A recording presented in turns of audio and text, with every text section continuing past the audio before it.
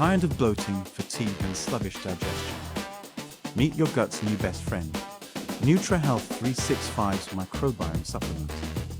Restore balance, boost immunity, and feel amazing from the inside out.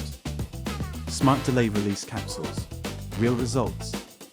Gut health just got personal. The demonic Tony Blair is back. Keir Starmer unveils more about his digital ID plan. US government shuts down. And scientists warn babies could soon be born without biological mothers. Doesn't sound sinister at all. That plus more in this morning's trending.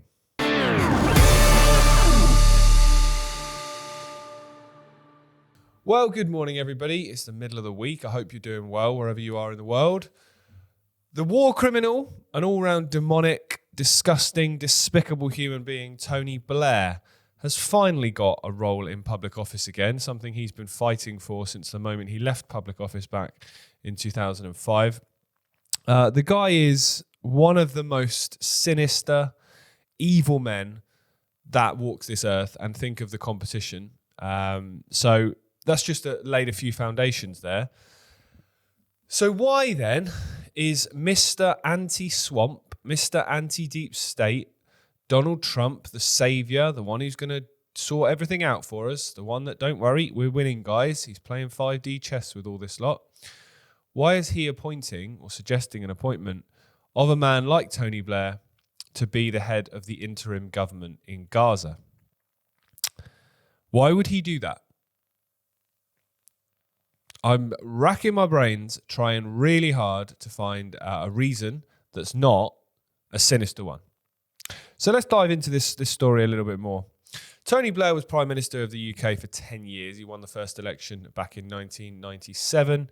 He oversaw the Iraq War, which cost the lives of hundreds of thousands of British soldiers, over 1 million Iraqis, and was based on a fabrication that Iraq had weapons of mass destruction, which they provably didn't.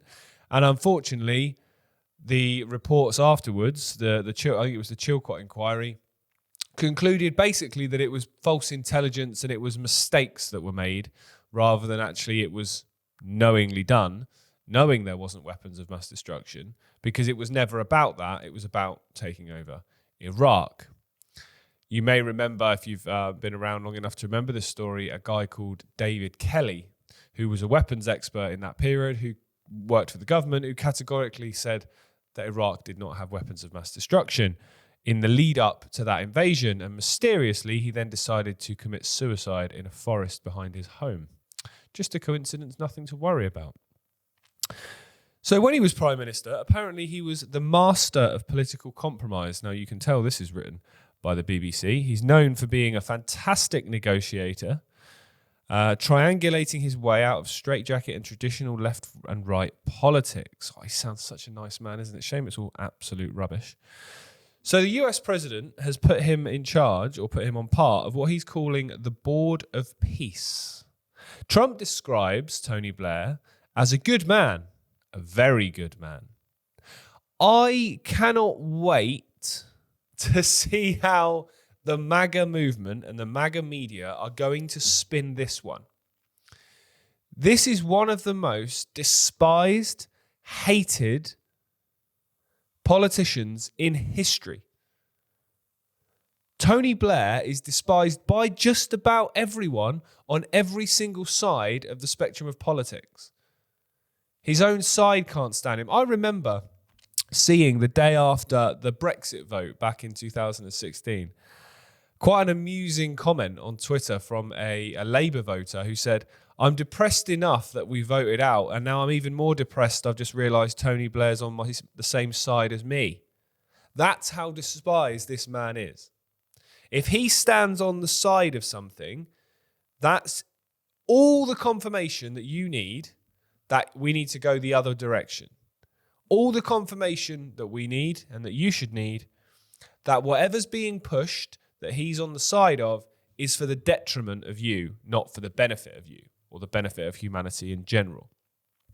So this guy has been involved in the destruction of countries like Iraq and Afghanistan from 2003 onwards. And now all of a sudden is being put forward to be this ambassador member for a board of peace in a country that has been savagely destroyed by one of the most advanced militaries in the world, non-stop, incessantly, for coming up to 2 years. The former Prime Minister has been closely involved in drawing up Gaza peace proposals. He's been working with, guess who? Jared Kushner, the son-in-law of Donald Trump, the husband of his daughter Ivanka Trump, who is a property developer and a massive rabid Zionist and Israeli firster, and Ron Dermer, a key advisor to the Israeli Prime Minister Benjamin Netanyahu. So, just to clarify, he's a member of the Board of Peace that is supposed to bring peace and prosperity to the people of Gaza after savagely being bombed from the sky and ground invasions for, like I say, coming up to 2 years in a few days' time. So part of that, you're going to have this board working with, so Jared Kushner, rabid pro-Israeli Zionist property developer, has spoken outright about the land in Gaza and what that could be used for. Working with another guy, Ron Dermer, who is a key advisor to the current sitting Israeli Prime Minister Benjamin Netanyahu, who has been the one leading the attacks from land, sea, and air on Gaza. I somehow don't believe, based on all of that information, that whatever this plan is going to be one that's going to be good for the Palestinians. How can it be?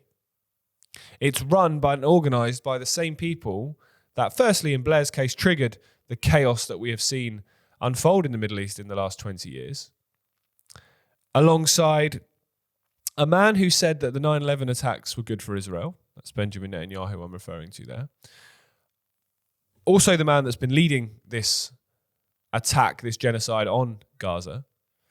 Donald Trump, who has been enabling this genocide on Gaza and blocking any attempts by the UN, however mild they might be, to really call out what's going on, blocking attempts from the ICC, blocking attempts from other organisations, including pressuring FIFA, who have the World Cup in America next year, to not expel Israel, despite there being numerous countries pushing for that to be done. US pressure stopped that from happening.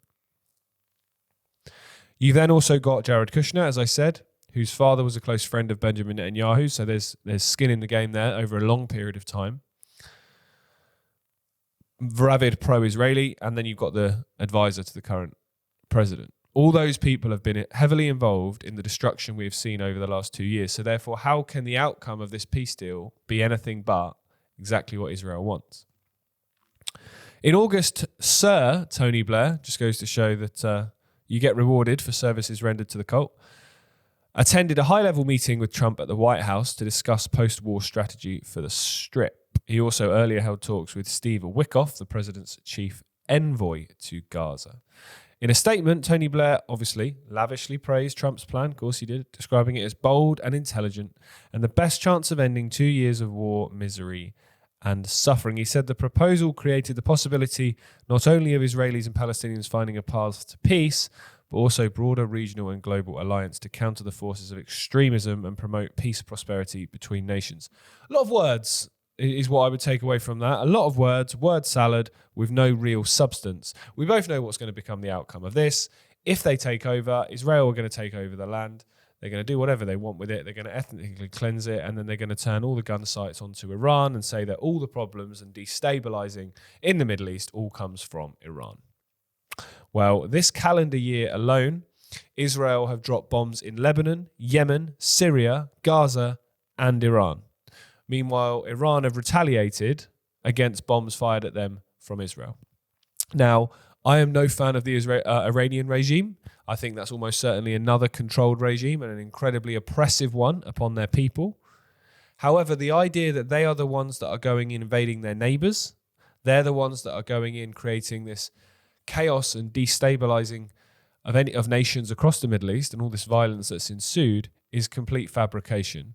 Israel have one of the most advanced militaries in the world, one of the most funded militaries in the world, one of the highest technological developing countries in the world.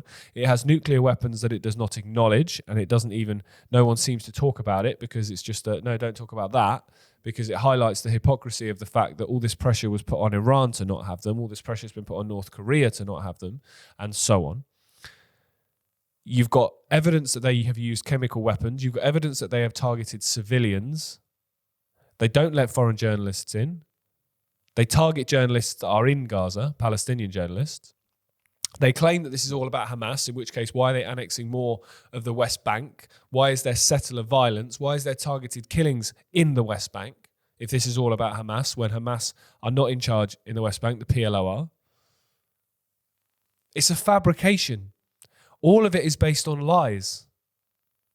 And the propaganda that comes out of the Israeli side, the propaganda that comes out of the American side, is so strong that people fall for this. People buy the fact that every Palestinian is a terrorist.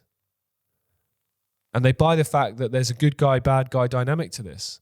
When I have no issue with the Israeli population, I have no issue with the Jewish people as a whole, because so many of them actually oppose what they're seeing and what is being done in their name. I've had a number of conversations with Jewish people over the years, former soldiers in the IDF, who are absolutely disgusted with what they are seeing. There's been videos of teenagers and students tearing up their conscription cards in Israel because they refuse to go and be part of this. What we're seeing there is nothing short of genocide, and it's something that, as a world, as a population, we should be disgusted and embarrassed is happening in 2025, and nothing seems to be done about it, and the world is just watching.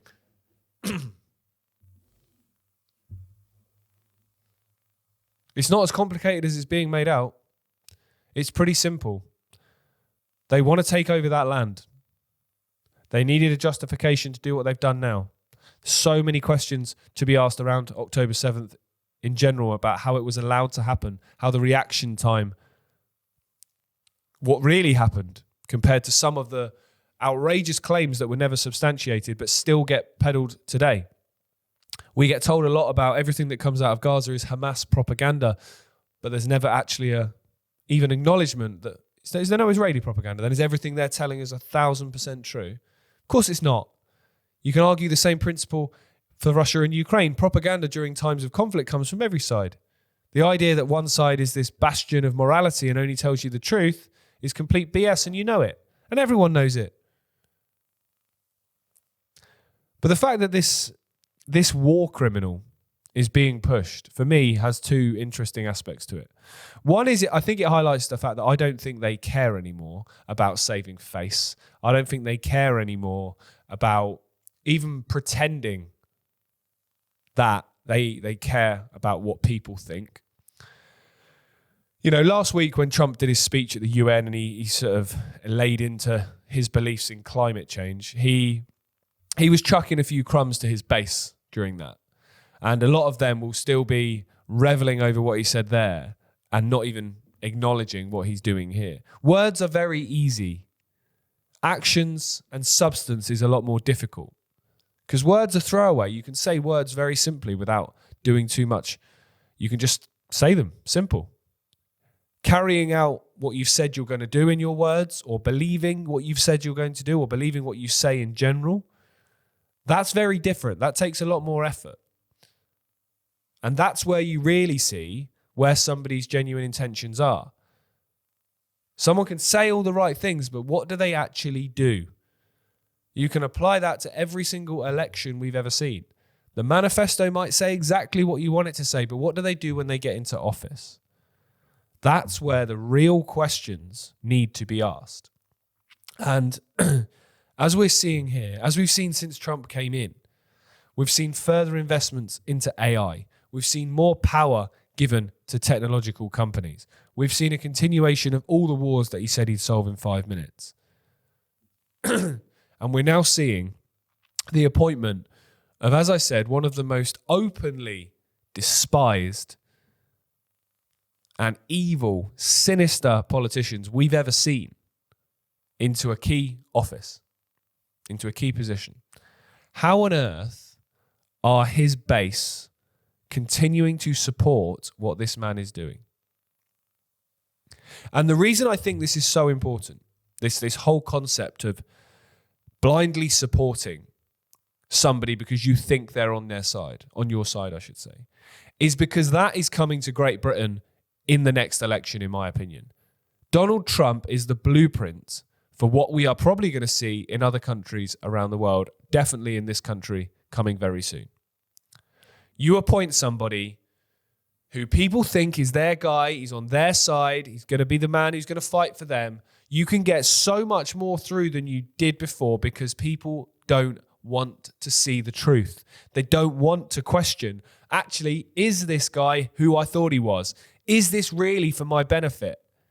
They don't want to do that for a number of reasons. One, they don't want to admit they were wrong. It's a human disease, in my opinion, the ability to do that. The other thing is they don't want to face facts, that actually there isn't someone from the world of politics coming to save us anytime soon, ladies and gentlemen. There's not. There might be some good people in politics that can get some good stuff through and make some waves with certain things. You know, people like Andrew Bridgen being one in the last couple of years. He said some interesting stuff and got some conversation started. Great. But he was a backbench MP and now he's not one at all. He's not going to get to the public office of Prime Minister and say those things because those people don't get there under this current system. If you are getting there, then you are acceptable to the system. Trump was obviously never going to do what he said he was going to do. He was never going to come in and drain the swamp. It's been business as usual. There's military on the streets, for goodness sake, in cities across America, like Chicago and Portland and others. If Kamala Harris had done that, the right-wing media would have been calling her a dictator. If Kamala Harris had appointed Tony Blair, the right-wing media would have absolutely slaughtered her. And my fear is that is coming to Great Britain when Nigel Farage takes control. He literally said in an interview the other day about appointed officials, which would lead us to a technocracy. He said that in an LBC interview. If that was a left-wing policy, all of the mega lot, as they're calling themselves now, the Make England Great Again lot, would have been shouting from the rooftops about how dangerous that precedent is, how that's a dictatorship. When he comes in and suggests it, what's the betting? There's absolute silence. And I think the same principle comes across so many areas here, that when you think your side are in charge, you don't push back. So actually, I said this in an interview on Sunday, I'm actually in a way glad Labour are in charge right now because people are seeing stuff for what it is and they're pushing back against it.